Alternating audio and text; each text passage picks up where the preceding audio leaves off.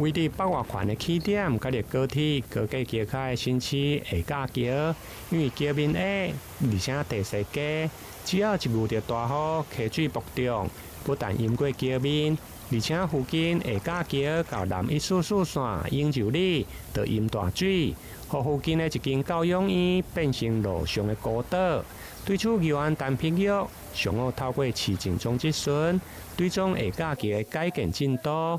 對此，市府工務局嘛回應，將分3階段來進行。第一階段就是說，第一階段現在的便橋已經做好，第二階段現在自來水管橋，它現在要計劃要遷移，要來遷移來設置。遷移要個偌久的時間吶？現在這個時間點還在這個我還要確認，因為在管橋它遷移的時間點還有現在一段時間，目前還不能確定。你知道哈，每一次我們會盡量催。每一次這個地方哈，只要落哈就對啦哈，絕對淹的啦。這改你剛才差一點就有一個人滅頂在這個地方啦，這個我都講過 N 次了。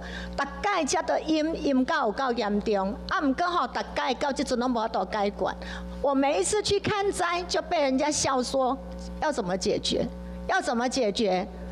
我們市府要怎麼解決？另外，在南175虎山道路的過水橋，同款是地勢低，加上路面還閣下陷，宜蘭嘛同款關心改建的施工，工務局則回應，預計今年10月底就會用的來發包。